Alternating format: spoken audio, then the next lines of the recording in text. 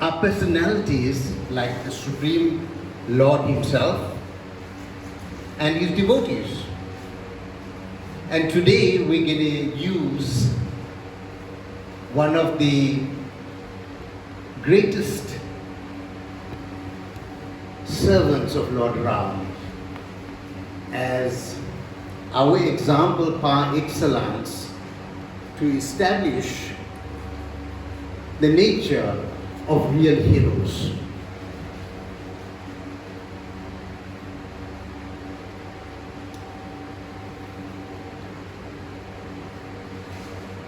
The world doesn't know about these heroes.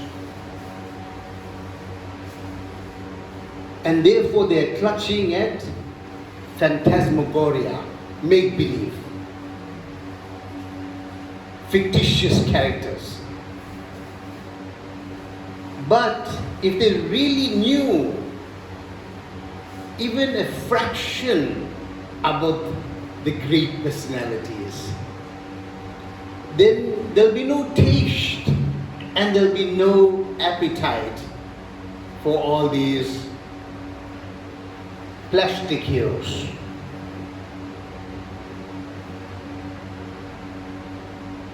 So it behoves each and every one of us to broadcast the glories of the Supreme Lord and His devotees.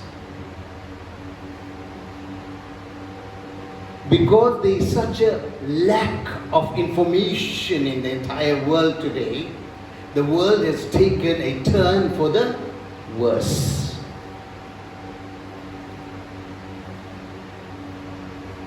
They don't know. They just don't know. And what you don't know, you don't know. So it is up to us, every one of us, to disseminate this information. And simple, you simply repeat what you hear.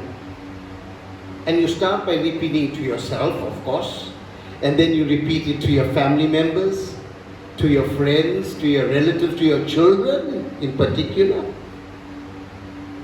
and to a greater audience, your colleagues at work, people that you may have influence over, and so on. And this is how you'll not only be doing a great service,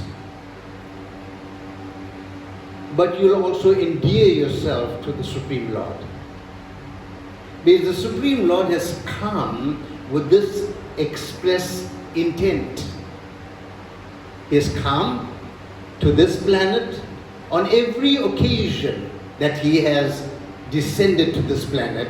He has come with this specific intent that His nature, His character, His personality gets known as He is, so that we become attracted to Him. So when, we have the taste of a nice rasgulla, the one that really, syrupy, and inside it has those special fillings, and just with a hint of camphor, you think, wow, this is first class. So, with that introduction, let me say some prayers, and then we'll sing one bhajan, and then we'll go into the gist of today's presentation. Om Jnanatimirandhasya Jnananjana Salakaya Chakshurunmilitam Yena Tasmai Shri Guruve Namaha Shri Chaitanya Manobhistam Stapitam Yena Bhutale Rayam Rupa Kadamayam Dadati Swaptantikam Vanchakalpatarubhyascha Kripasindhubhyevacha Patitanam Pavanebhyo Vaishnavebhyo Namo Namaha Jai Shri Krishna Chaitanya Prabhu Nityananda Shri Advaita Gadadhara Shiva Shadi Gaura Bhakta Vrinda Hare Krishna Krishna Krishna Hare Hare Hare Rama Rama Rama, Hare Hare. So we have some copies of this original bhajan, which for the past couple decades have been lost.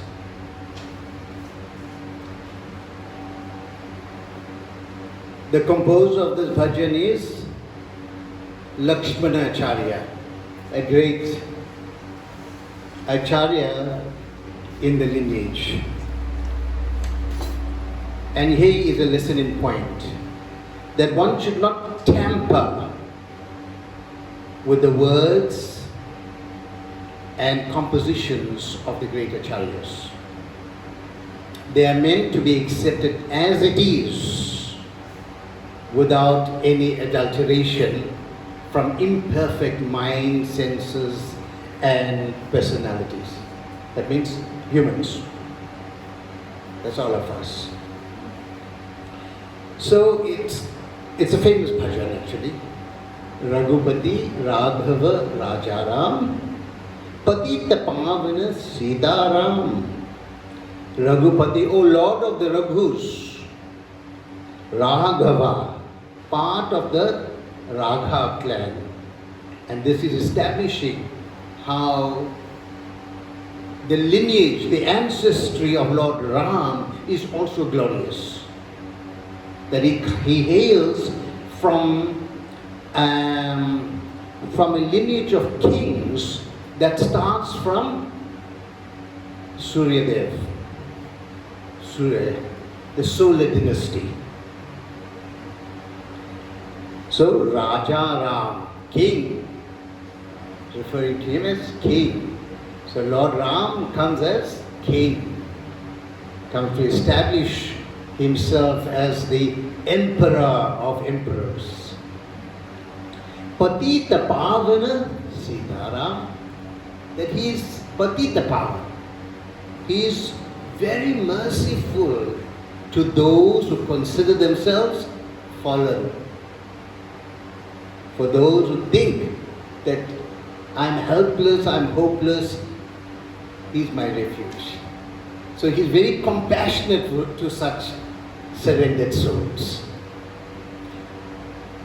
So the first shlok stanza goes, Sundara Vigraha. Sundara means very nice, look very pleasing to behold. Like how we look at Lord Ram's murti in Awadhya. You think? Just captivating. Everyone looks and says, wow. And that murti is changing. Even the person who sculpted it, he had to say. He said, after the Pran Pratishtha was done, he said, I don't recognize this murti. Because the personality takes residence within the murti. So remember, we never say idols. Never make the mistake to fall into the trap of people saying, you are an idol worshipper. Idolatry, they like to refer it. We don't worship idols. Idols are a figment of the imagination, graven images. We worship Archa Vigrahas in Sanskrit or Murtis. And this Murti is Sundara Vigraha. Wow! Amazing to watch. Megha Sham. Megha means cloud. And Sham means the darkish color of a cloud. So Lord Ram has that color with a greenish hue. Ganga Tulsi Shalagram. So the Lord is worshipped with Ganga Jal and with Tulsi Manjaris and Tulsi leaves. Ganga Tulsi Shalagram. Shalagram Shilas are this very special form of the Lord where He manifests Himself within the stone. Usually it's very dark black, but sometimes it's come other hues of black as well. So the Shalagrams. You may have heard of the Govardhan Shilas, But Shalagram Sila is a little different. It's not the same as Govardhan. Right? Yes, yes. So this, you get every form of the Lord in Shila form. Right? So Salagram. Then Bhadra, Girishwara Sitaram. Bhadra means auspicious. Like Bhadra Purnima. You've heard that, right? Bhadra means auspicious. Girishwara. Giri is mountain, Ishwara, Lord of the mountains. Bhadra Girishwara Sitaram. Bhagat Jana Priya Sitaram. Bhagat refers to Bhaktas. Bhagat. Bhagat is Hindi, Bhakta is Sanskrit. Bhagat Jana Priya. Jana means our life, Priya. So this personality is more dear than our own life. Imagine that. Imagine if we believed it. How will our lives be transformed? How would we act? What changes would immediately occur if we believed that that our Lord or the divine couple is actually more dear than our own life?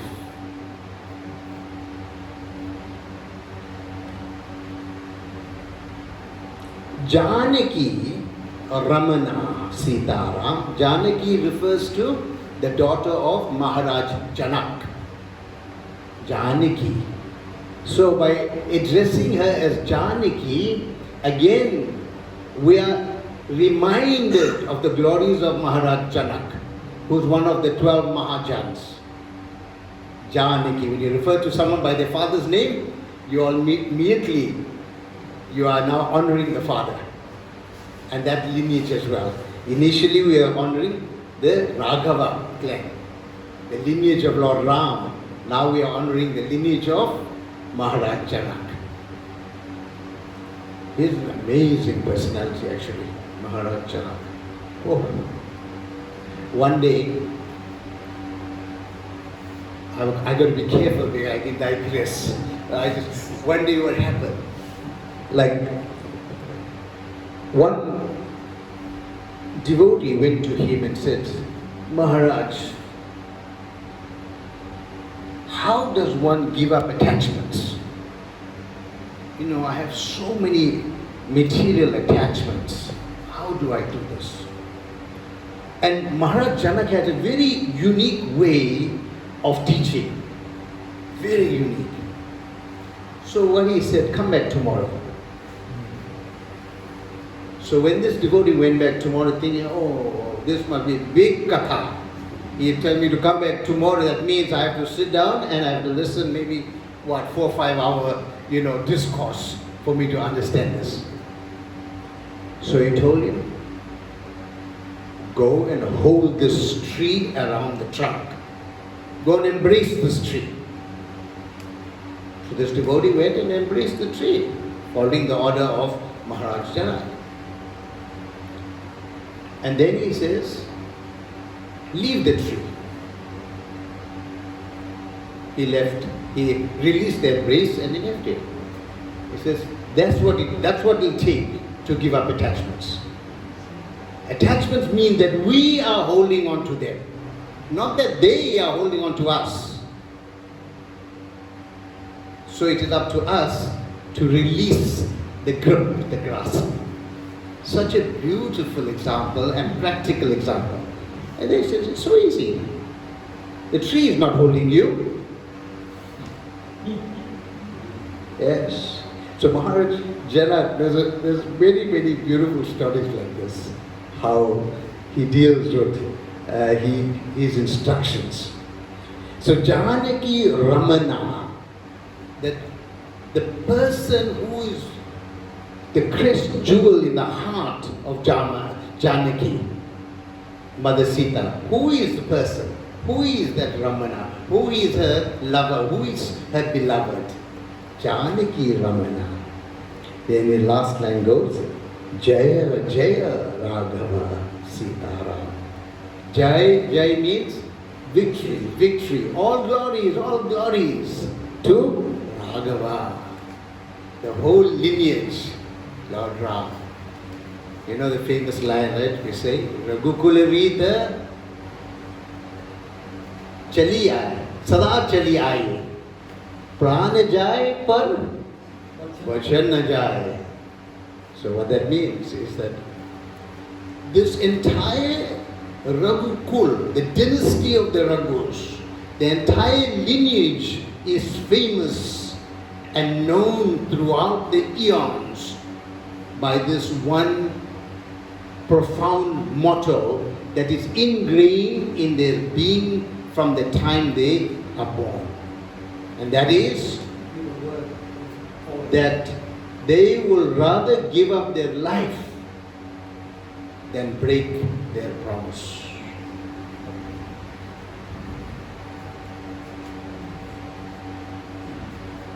So truthfulness at another level.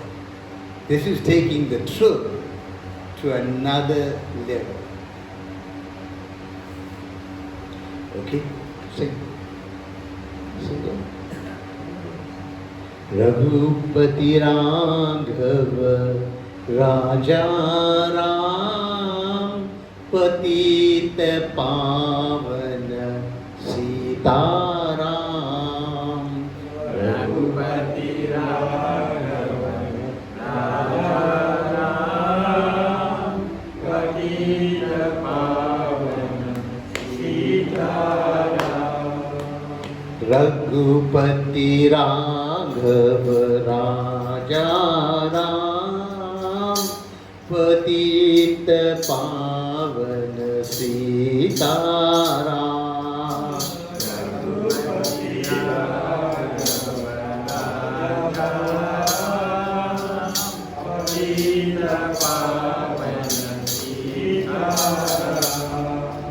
Sundara Vigraha Megha Sham Ganga Tulasi Shala Gram. Sundara Vigraha Megha Sham Ganga Tulasi Shala Gram. Sundara Vigraha Megha Sham Ganga Tulasi Shala Gram. Ganga Megha Sham Ganga Tulasi Shala Gram. Raghupati Raghava Raja Ram Patita Pavana Sita Ram. Raghupati Raghava Raja Ram Patita Pavana Sita Ram. Bhadragirishwara Sita Ram Bhagat Jana Priya Sita Ram. Bhadragirishwara Sita Ram Bhagat Jana Priya Sita Ram. Bhadragirishwara Sita Ram Bhagat Jana Priya Sita Ram. Bhadragirishwara Sita Ram Bhagat Jana Priya Sita Ram. Raghupati Raghava Raja Ram Patita Pavana Sita Ram. Raghupati Raghava Raja Ram Patita Pavana Sita Ram. Janaki Ramana Sita Ram Jai Jai Raghava Sita Ram.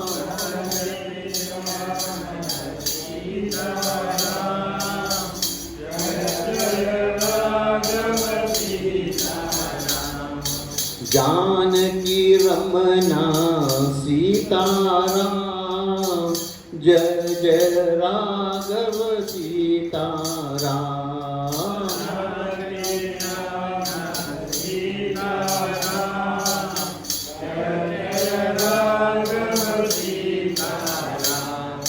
Raghupati Raghav Raja Ram, Patita Pavana Sitaram. Raghupati Raghav Raja Ram, Patita Pavana Sitaram. Raghupati Raghav Raja Ram, Patita Pavana Sitaram.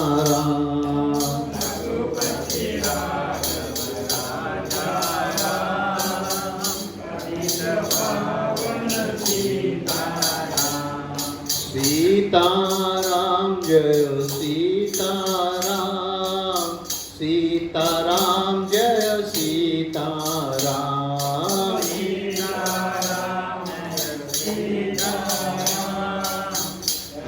Sitaram, Jaya Sitaram, Sitaram, Jaya Sitaram. Sitaram, Jaya Sitaram, Sitaram, Jaya Sitaram.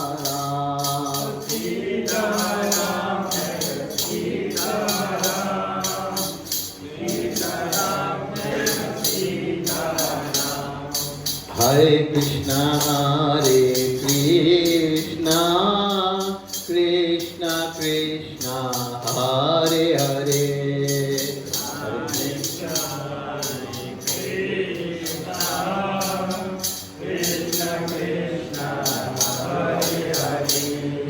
Hare Rama, Hare Rama, Rama Rama, Hare Hare.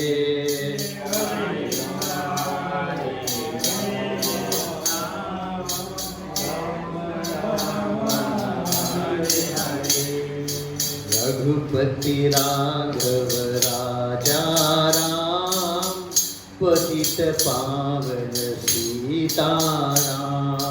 Raghupati Raghav Raja Ram, Patita Pavana Sitaram. Very good. So this is the original bhajan, and we should learn it, we should know it, and we should speak about it. We need to broadcast this as well.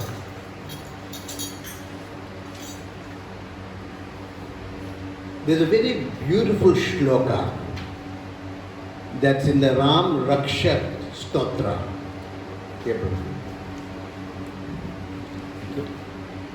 It says, Barjanam Bhava Bijanam. Barjanam Bhava Bijanam. Barjanam means roasted. Bhava is another word for this material world. Like Bhava Sagar, you may have heard that, right? Bhava.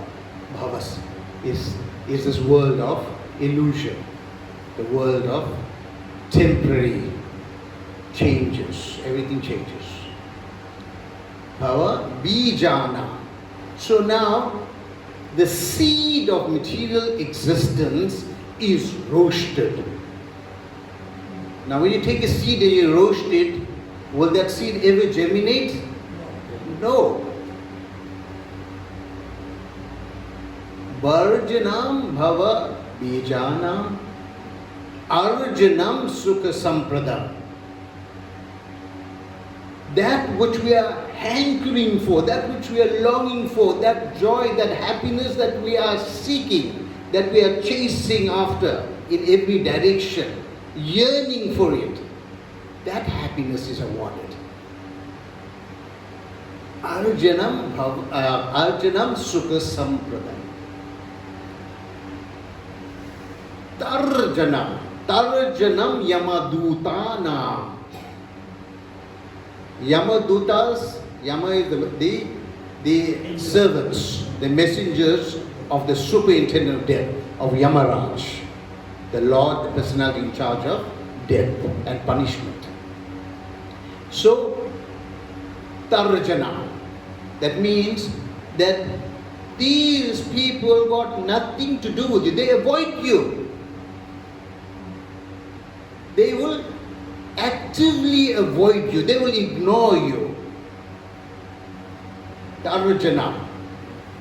Yamadutanam Rama Rameti Garjanam.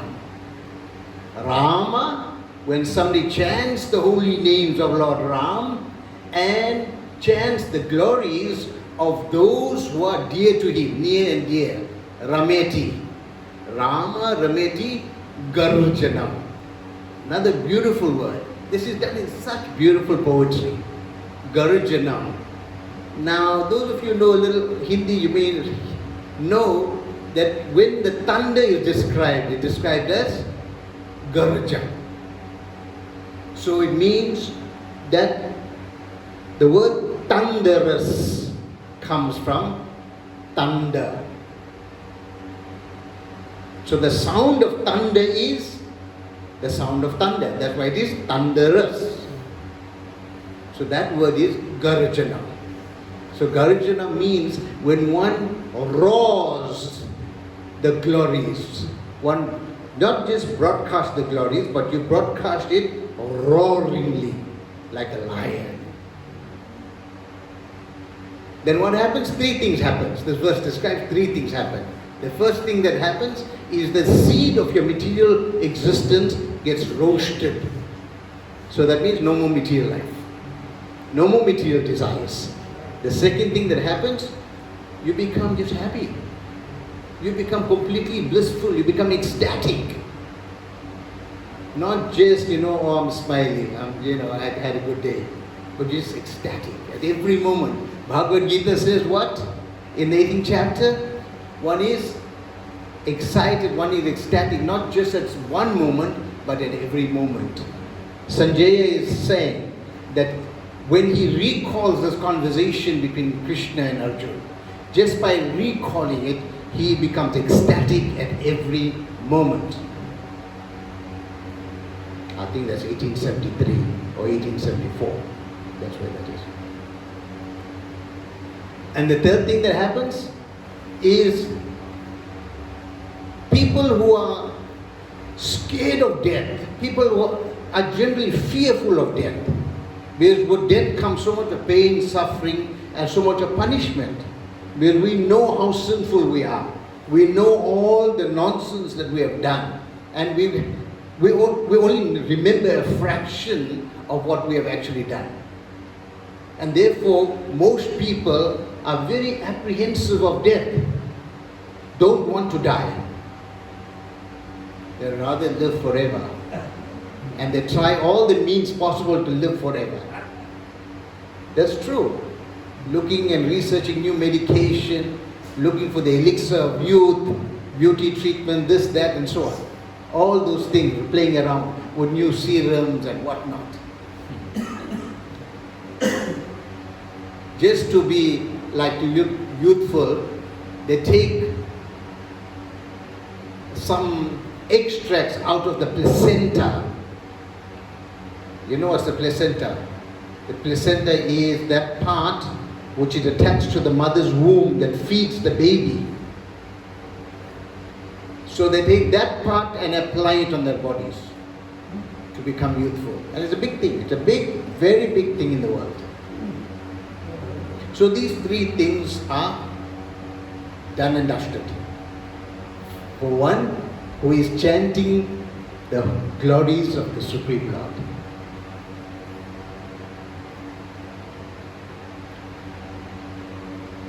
Hanumanji is just an amazing character.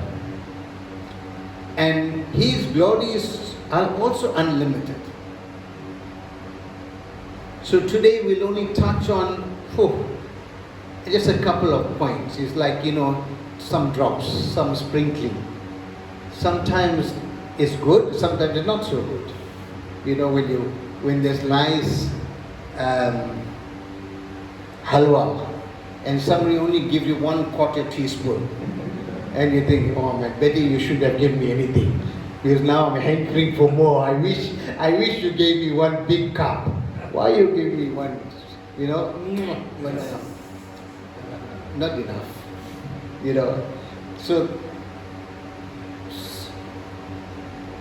So I will take you to the Sundar Kand of the Ramayana.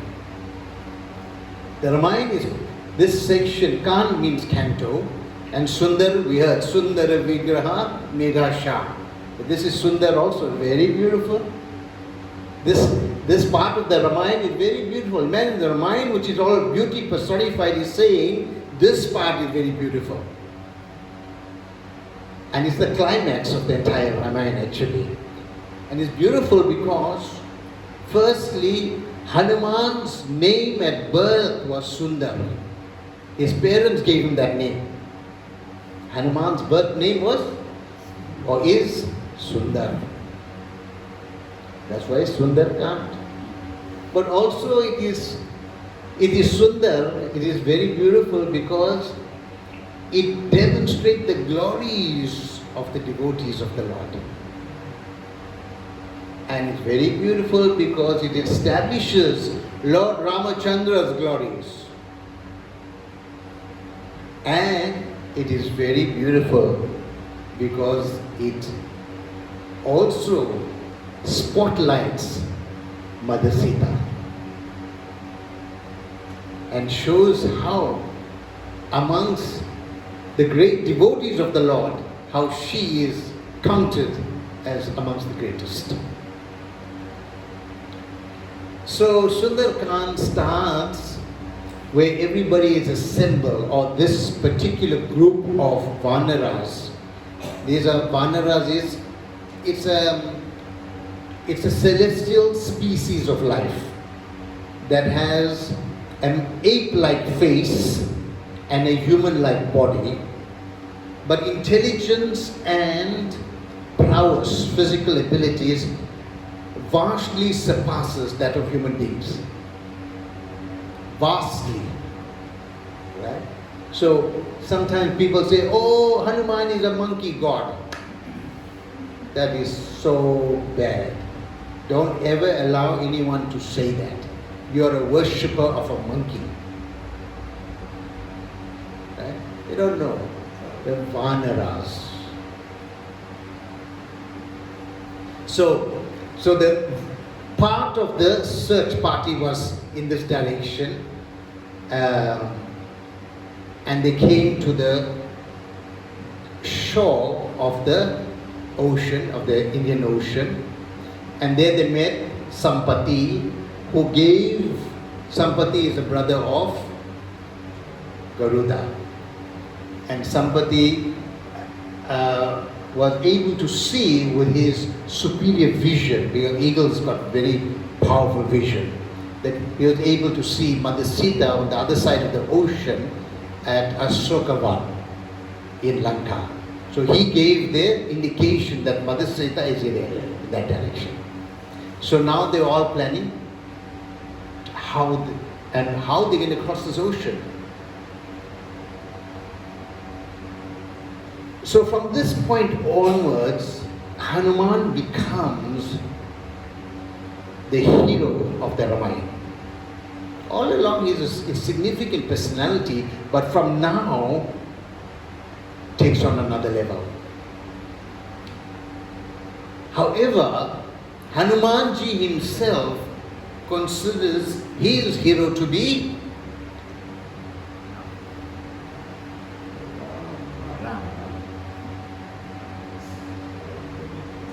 Jamwant. Jambavan in Sanskrit and Jamwant in the Ramayana.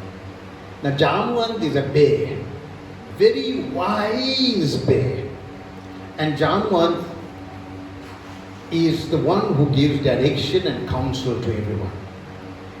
You see, a true leader is one who empowers others to become leaders. That's a real leader.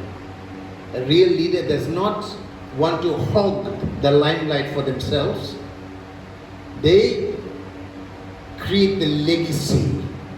Their legacy is to create other leaders. So Jamwan represents the spiritual master, the guru. And Jamwan as the one who gives the wise counsel, he empowers Hanuman. Similarly, every single one of us who we identify as a spirit soul,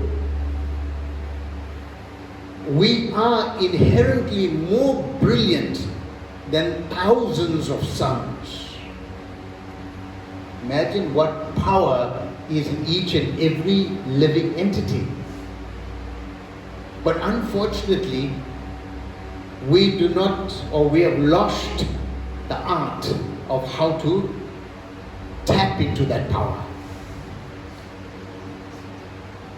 So to do that, one requires a spiritual mentor. One requires a guide to tell you, Jeev jago, Jeev jago.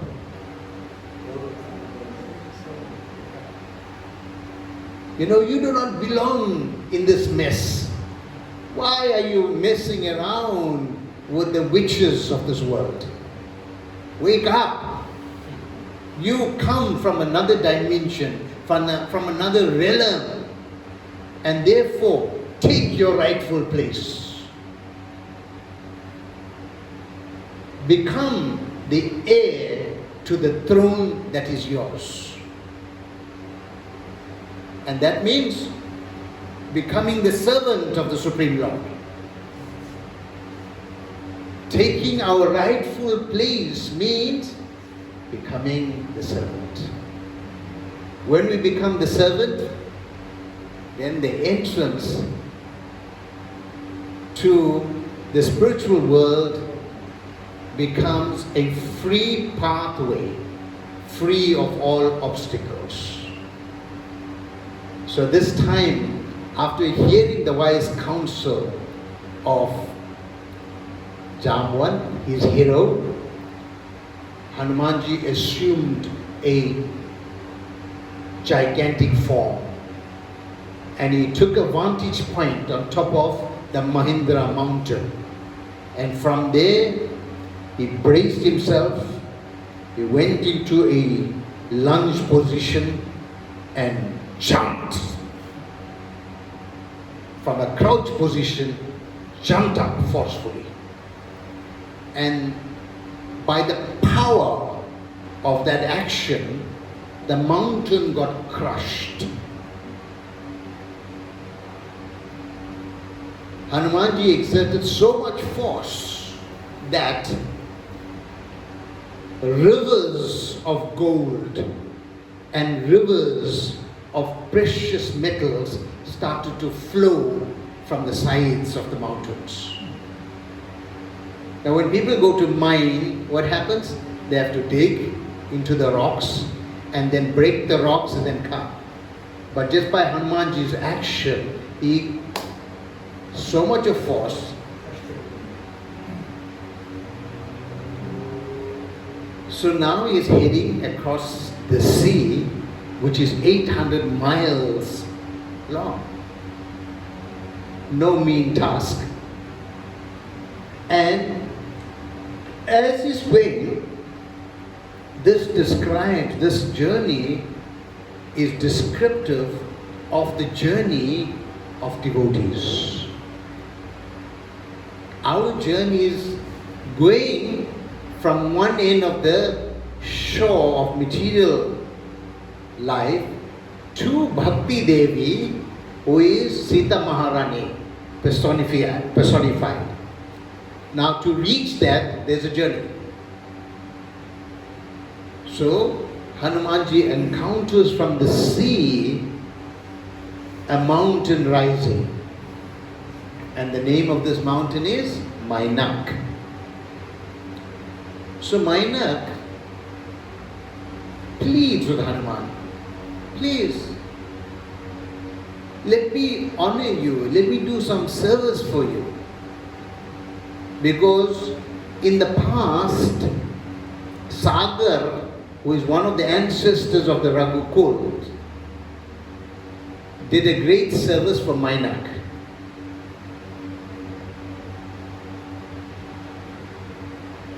these stories are so intricate and there's so much of detail that it's a travesty not to tell you about it. That Mainak, you see, in the past, mountains could fly. Mountains had wings. And Parasuram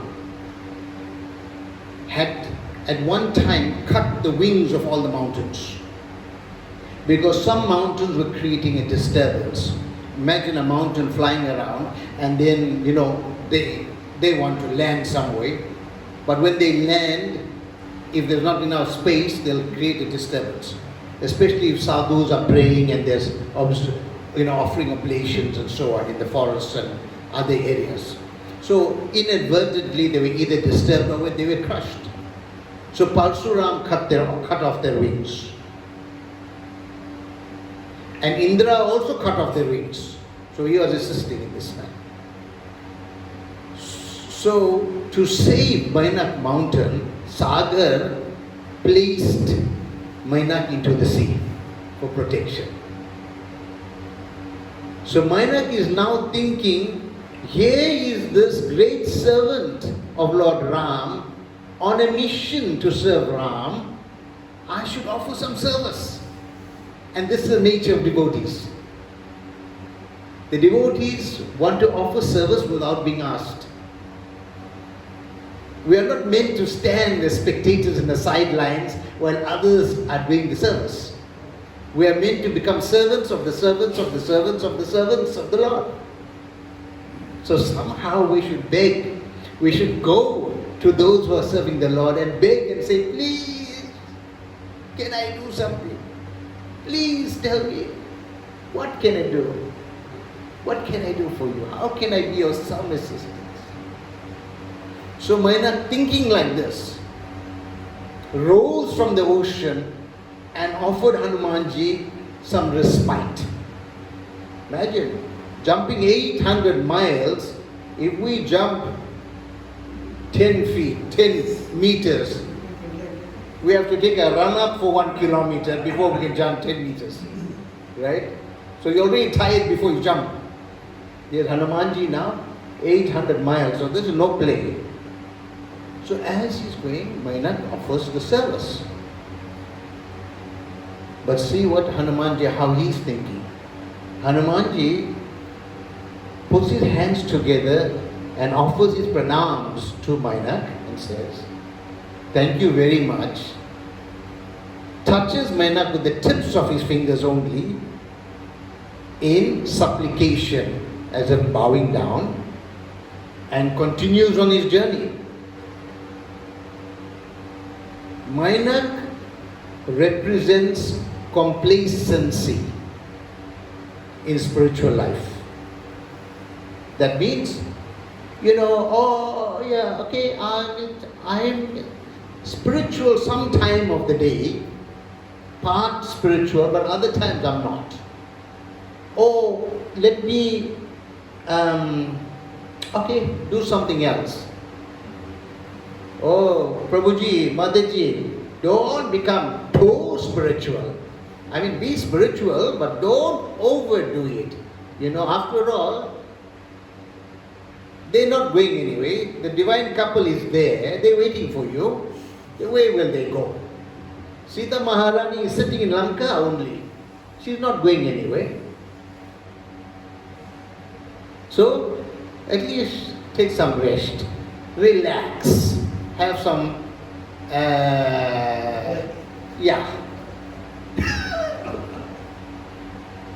Okay? So as Hanumanji is thinking, I'm on the mission of my Lord. There is not a moment to waste. And this is the nature of the pure devotees of the Lord. They waste not a moment. It's one of the characteristics. Nothing is more important than service. Their bhakti, their devotional service is the most important facet of their being. Bhagat Jana Priya Sitaram Bhagat Jana Priya Sitaram.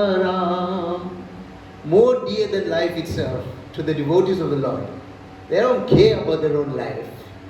But more dear is the service and the glorification of the divine couple. So Hanumanji is on his merry way, and then he suddenly encounters a massive demon again arising out of the ocean by the name of Surasha. Surasha. So Surasha opens her mouth very wide, and Hanumanji says, what's going on here? What's this?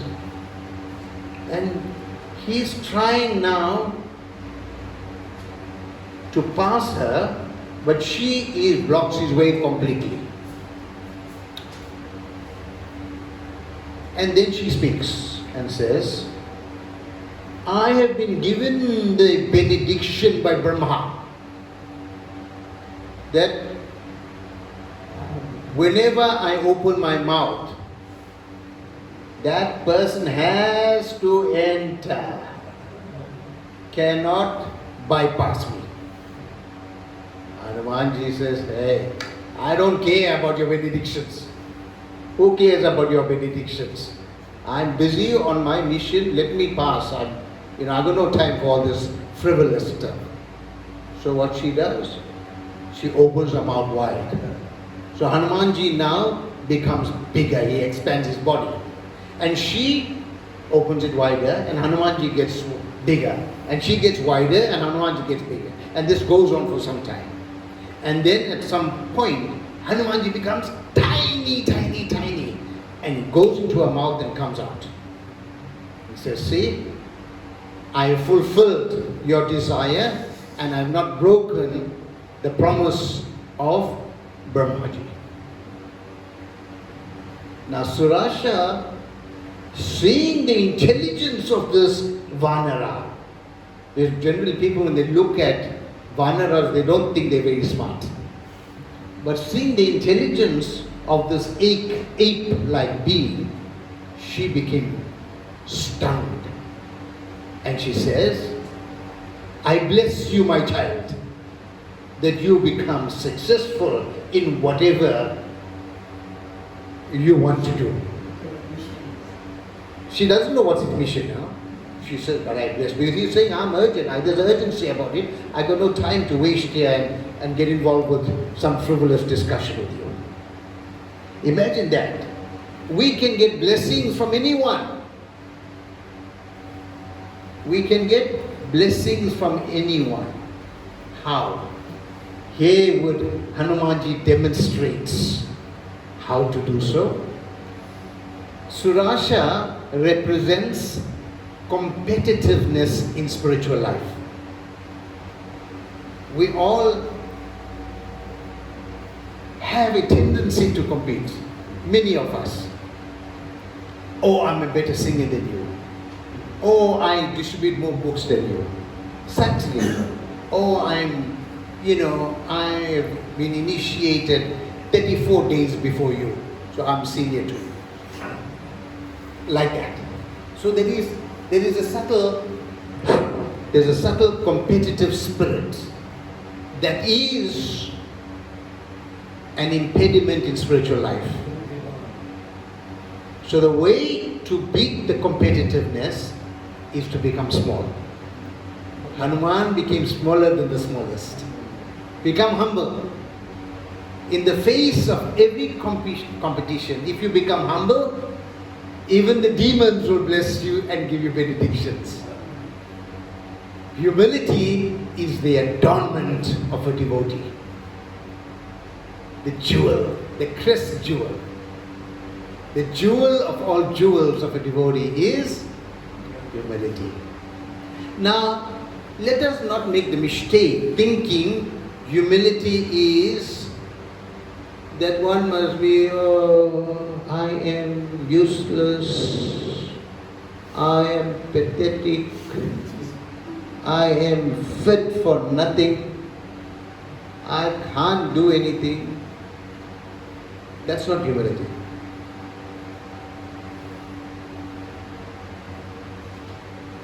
In the service of the Lord, one should do whatever it is that needs to be done to fulfill that service. But for yourself, you should remain meek and humble at every moment. So you see, for example, what Hanumanji did. The service of Lord Ram, he thought, hey, let me sow fear into the residents of Lanka. All these Rakshasas here, I will burn. They tried to burn my tail, I will burn half of Lanka. Just to show them that what one emissary of Lord Ram can do. Imagine when the whole army appears.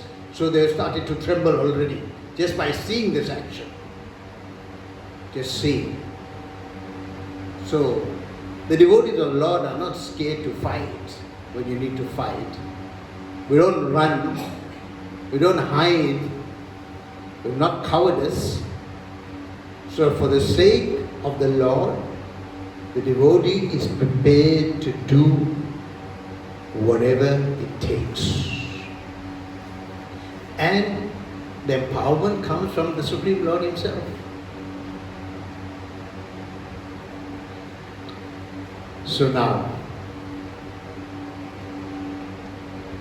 we need a few hours, Prabhuji's, but anyway, and Mataji's. So now, Hanumanji is continuing on his merry way. And then suddenly Hanumanji feels that in mid-air, he's stuck. Imagine, stuck in the air. Can't go forward, can't go back, can't go sideways. Just like in suspended animation, just there. And he can't figure it out. Look around, there's nothing. Then when he looks down, he sees a demoness in the water, a Rakshasi, by the name of Simika. Now Simika had a benediction that she could, by holding onto the shadow of anyone, she could bring that person down and swallow that person. Just by holding onto the shadow and drawing it. Then Hanumanji started to see that he is gradually going down and down and down, despite his best efforts. So then, Simika opens the mouth and Hanumanji enters the mouth. And after he enters Simika's mouth, being swallowed into her body, he then expands himself unlimitedly. And by that expansion, it bursts, her body bursts. And this is how, that's the end of Simika. Now, Simika represents what an artha? Envy. Envy. People who are envious latch on to the smallest thing about you and use that to drag you down. See, there's a difference between jealousy and envy, right? What is jealousy? Jealousy is when somebody says, I want what you have.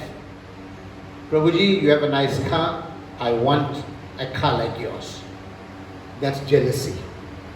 Jealousy is, but envy is jealousy with the venom in it. Prabhuji, I want your car, but look at you. You don't deserve the car. I mean, why should a fool like you have a car like this? What's wrong with you? That's envy. So envy has got that venom in it. So it's about running and putting other people down. So Simika dragging Hanumanji down. And how Hanumanji deals with envy? envy must be crushed. Envy must be destroyed. In spiritual life, there is no place for envy. There is no place. Those who are envious cannot go back home. Actually, Krishna gives a warning in Bhagavad Gita.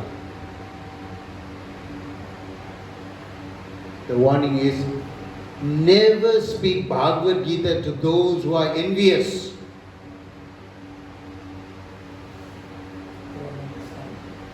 No. Krishna doesn't want the envious to have access to the information. So envy precludes one from entering spiritual life. Even if you are in spiritual life and you're envious, you are not in spiritual life. You only think you're in spiritual life.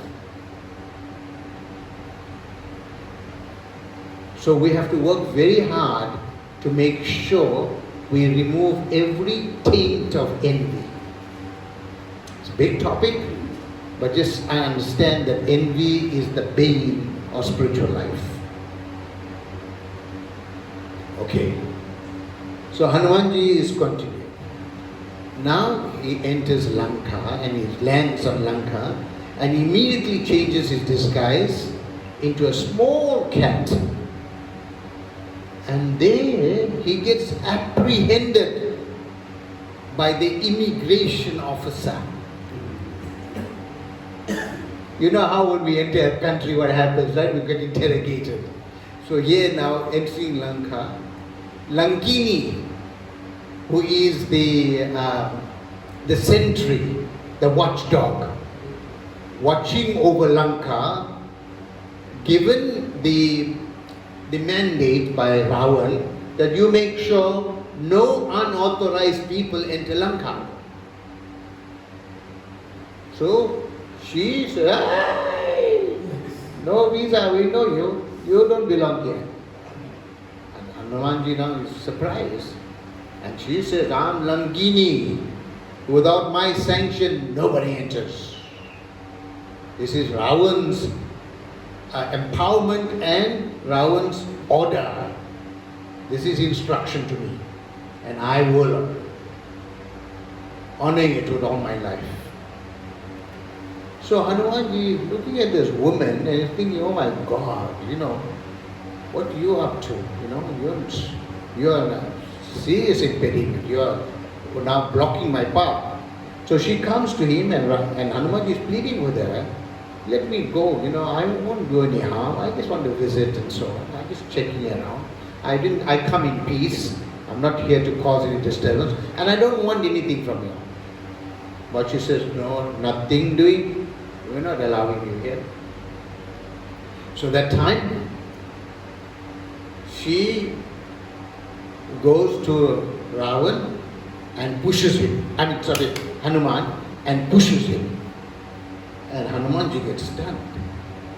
And then Hanumanji, seeing this woman, slaps her lightly. And at this point he has changed his form to his original form now, but small. He's no longer a cat. She recognized the imposter. So Hanumanji took his real form as a Vanara. So he slaps her. And when he slaps her, she says, "Oh, welcome to Lanka." Throwing the red carpet, now you can go. Why the sudden change? Just moments before she was stopping him, now the sudden change. What happened? So when Hanumanji slapped her, the first thing happened is that she vomited by his light slap. And then blood also came out in the vomiters. And then she fainted for a few seconds. And then when she got up, immediately she got up a new person. All of us need a slap in life. In spiritual life, unless you don't get a slap, we don't get up. And in every presentation, in every lecture you come to, in everything that you do in spiritual life, you must get a slap. And you must look for that slap. Because when you get that slap, what it means, you have now recognized one of your anarthas, or one of your impediments, one of your unwanted things, and you start to work on it and you rectify it. So the purpose of every presentation is for our personal benefit, not for our entertainment only. It is meant to help us become purified, to become better than the moment when we entered that satsang. So now, when she got Hanumanji's small lotus touch, she immediately became purified and she came back to her senses, remembering the benediction that Brahma had given her. Meaning that when a monkey slaps you, that will be the beginning of the end of Lanka. And she came immediately to her senses. A monkey has slapped me. So Lankini represents the obstacle of what's the obstacle? The obstacle is attachment. Mundane attachment. Lankini is attached to the order of Ravan and attached to her mundane material position as the sentry of Ravan, of Lanka. This is my portfolio. This is my life. This is my being. This is my everyday. My every breath involves that's all. But our real position is Jivera Surabhaya, Krishnera Nityadas. We are meant to be eternally the servant of Krishna and nobody else. And if we function with that consciousness, then you won't get waylaid by orders from people like Ravan. So this highlights that when a guru enters one's life, when one gets the benefit of spiritual counsel, the wisdom that is in the Shastra, the wisdom that comes from devotees repeating the words of their acharyas. Whether you read it or you hear it, but if you're hearing it in parampara, then you'll get the wisdom of Shastra, the Guru Agya, the Vani of all the acharyas, the instructions that are coming through from all the acharyas. And then when you hear that, that is your slap.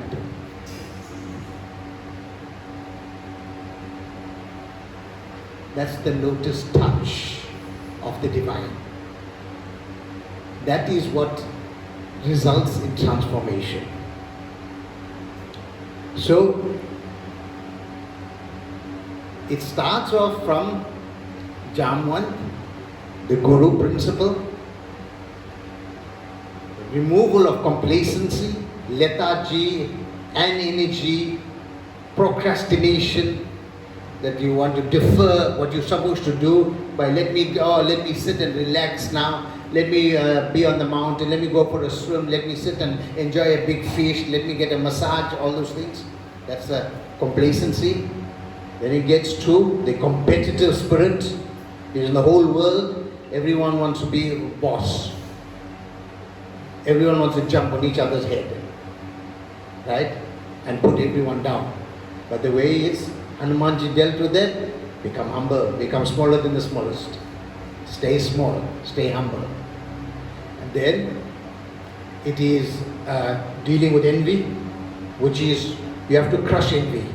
There's no room to carry envy in your heart and say, no, I'll deal with envy, I'll manage envy. Envy is I've got it under control. There's no such thing. There must be zero envy. Right? And then the last one is attachment, mundane attachment. And attachment is not just I'm attached to my property, I'm attached to my family, I'm attached to material things, but attachment is also attachment to opinion. I'm attached to what I think I know.